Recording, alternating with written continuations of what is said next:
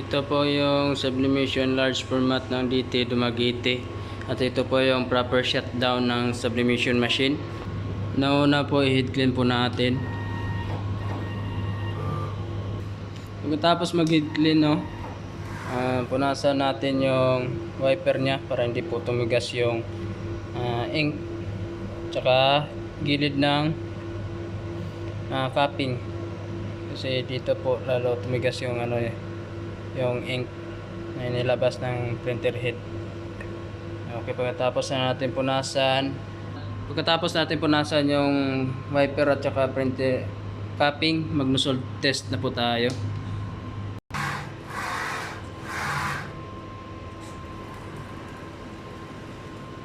Okay, ito po yung nozzle check, unang nozzle check nya.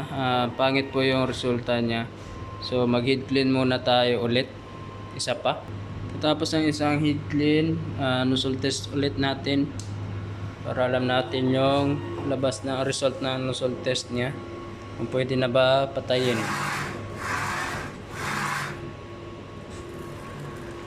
Yan po ang pangalawang result nya. Okay na yung nozzle test nya. Okay, pagkatapos nyan, punasan natin ulit yung kilid ng wiper capping.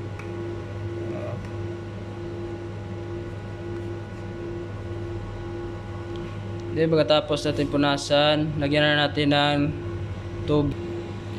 Ayan po, yan lang po yung tubig na lagyan ko na po. Dapat hindi po siya masyadong puno para hindi po siya umapaw pag nakalapat na yung printer head nya. Okay, tapos i-enter lang po natin.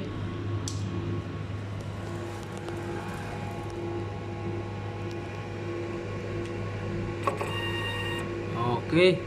Ayan po, dapat nakalapat po talaga yung capping nya at saka printer head para hindi po mapasukan ng hangin, para hindi po matuyo yung printer head na. And then, i-open po natin yung switch nya. Ayan.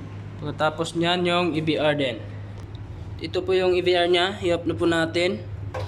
Okay, pagkatapos natin i-off, bunutin lang po natin yung wire nya sa outlet, tsaka patong natin dyan sa EVR. Yan lang po.